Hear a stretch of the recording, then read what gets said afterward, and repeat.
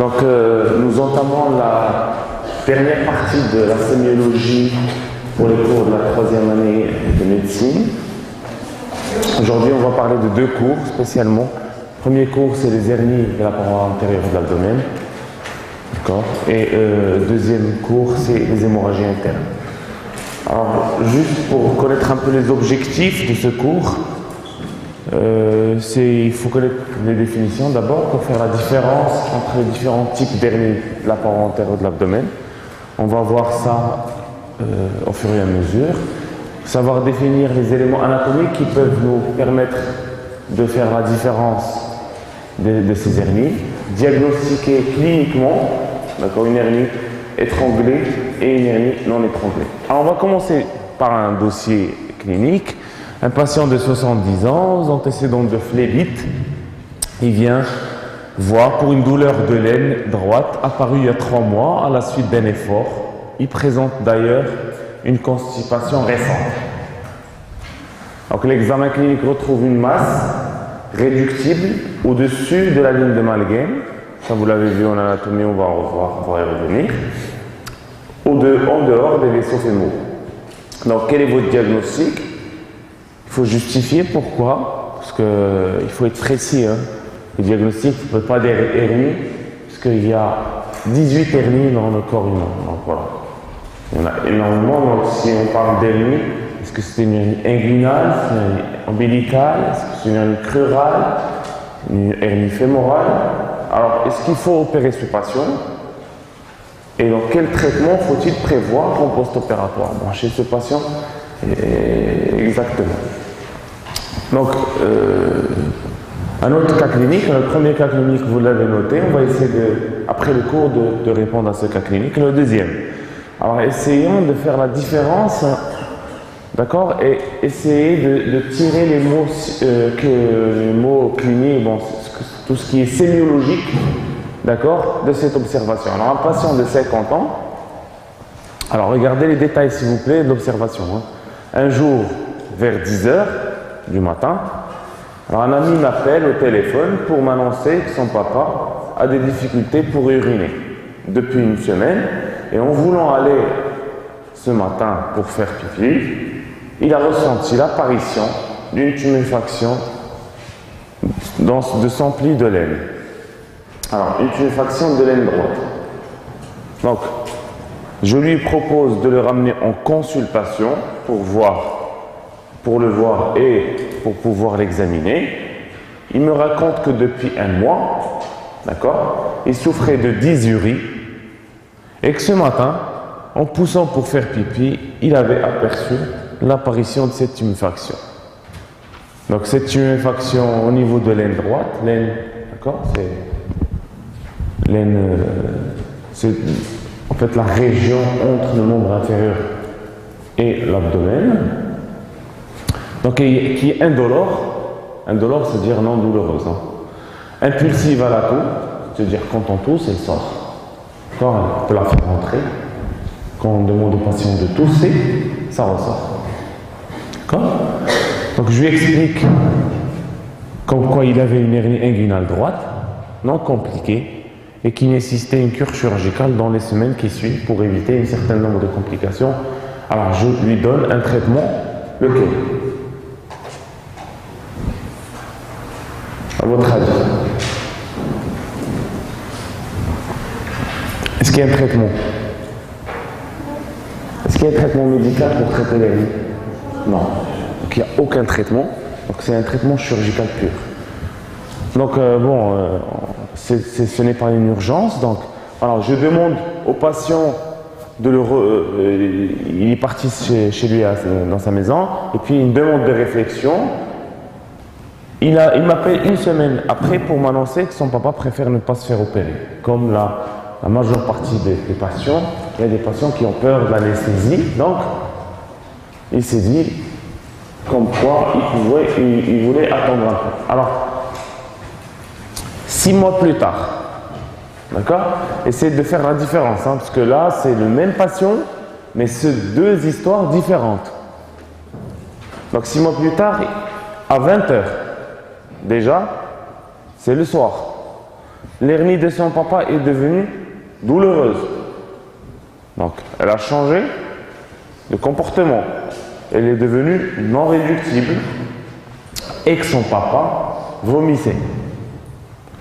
Alors, quand je le vois, cette fois, je ne le vois pas en consultation, parce que c'est le soir, je le vois aux urgences. Alors, je le trouve anxieux et souffrant, ça veut dire que ça lui fait mal. Donc, je l'examine, je trouve une tuméfaction irréductible, très douloureuse et non impulsive à la toux, ça veut dire que le patient n'arrive pas à la faire rentrer. D'accord? Donc, cette hernie est devenue non réductible, c'est-à-dire le fait de la pousser à l'intérieur de l'abdomen, elle ne rentre pas. Donc, c'est le diagnostic, c'est ce qu'on appelle une hernie étranglée. D'accord? Donc c'est ça le diagnostic d'une hernie étranglée.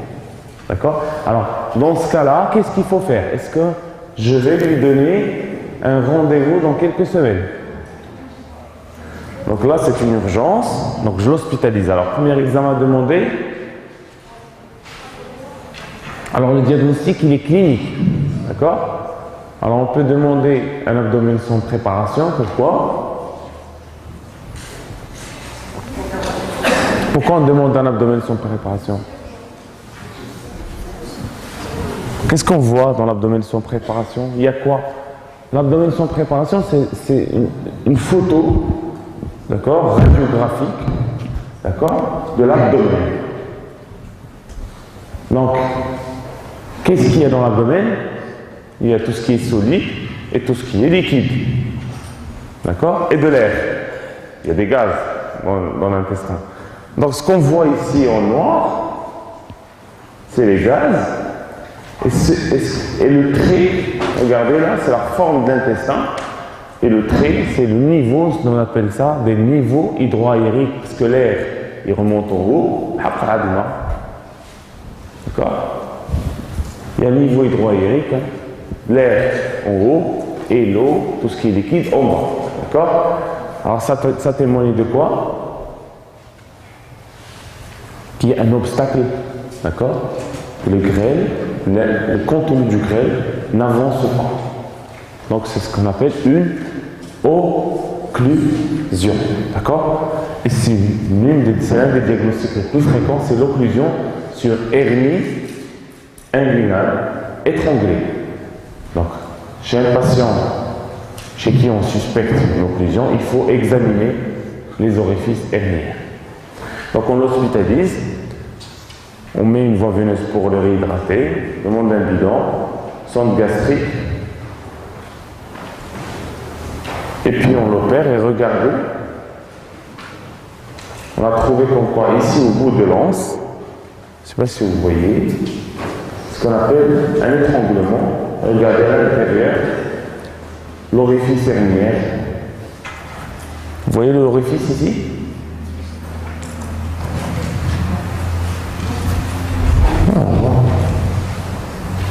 On voit ici l'orifice, ici c'est les vaisseaux fémoraux, et en haut c'est l'orifice, et les anses, ils se sont introduites, donc on a fait une cure chirurgicale. Alors l'orifice, c'est exactement ça, ça peut augmenter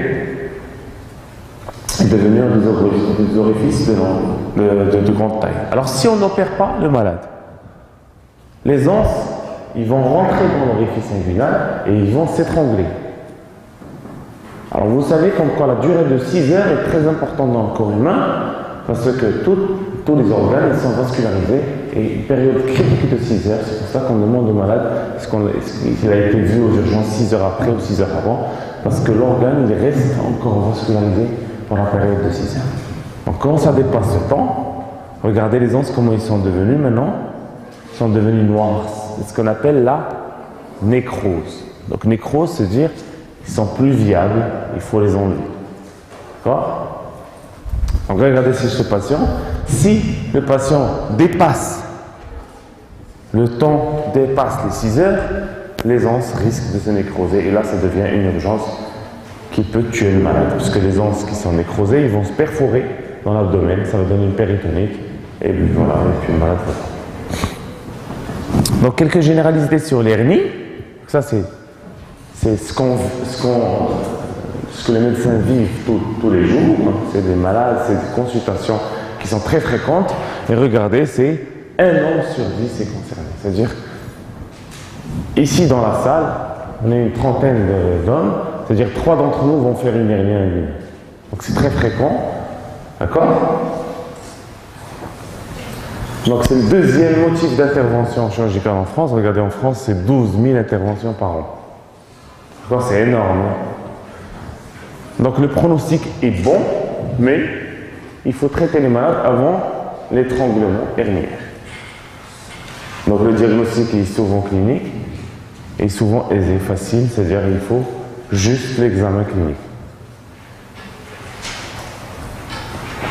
On va voir ici quelques définitions qu'il faut apprendre. D'accord? Les hernies, l'éventration, l'éviscération et le diastasis. Il faut qu'on fasse la différence entre ces 4 items. Alors l'hernie, c'est l'issue des viscères abdominaux contenus dans le sac péritonéal, dans un sac péritonéal, et s'extériorisant par un orifice. D'accord? Au niveau d'une zone de faiblesse de la paroi abdominale. Exemple, hernie ombilicale. D'accord? L'ombilique, l'orifice inguinal, l'orifice crural. Alors, l'éventration, c'est l'issue de viscères abdominaux, c'est exactement un peu comme l'hernie, mais elle doit survenir après l'intervention chirurgicale. D'accord? Et elle est en fait, la peau, elle est respectée.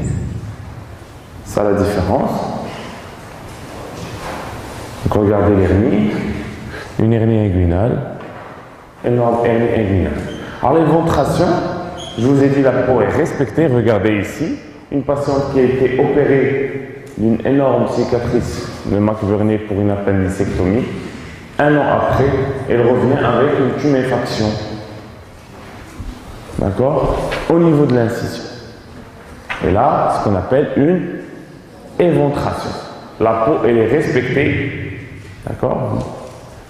Alors, si la patiente n'avait pas été opérée, on pourrait parler d'une hernie.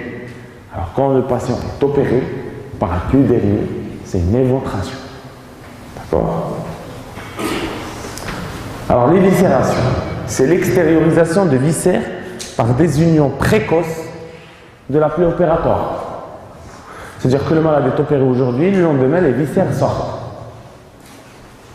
D'accord? Ce qu'on appelle une éviscération. Les viscères, ils sortent par la plaie. Des fois, il y a des étiologies pour ça. C'est-à-dire qu'il y a des complications à l'intérieur. Ça pousse les viscères pour sortir de là. Et le diastasis, c'est l'écartement des deux muscles du grand droit, l'abdomen. D'accord? C'est entre les grands droits. Il y a une boule qui sort, sans effet, avec respect de la paroi abdominale et respect de la peau. Et c'est un patient qui n'a jamais été opéré.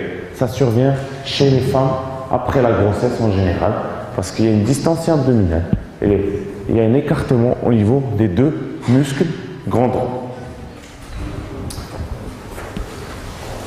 Donc regardez les viscérations post-opératoires. Il y a une issue de viscères avec absence de peau.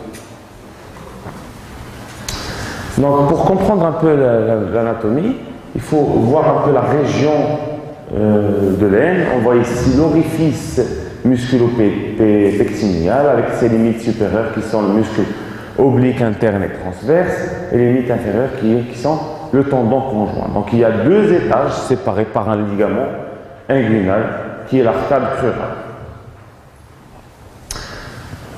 Donc l'étage supérieur, c'est l'orifice inguinal supérieur, ça vous l'avez vu en anatomie. Il y a le passage chez l'homme du cordon spermatique et chez la femme du ligament rond. D'accord? Le cordon spermatique, vous savez son rôle. Donc, toute chirurgie, il faut respecter le canal déférent qui cheville.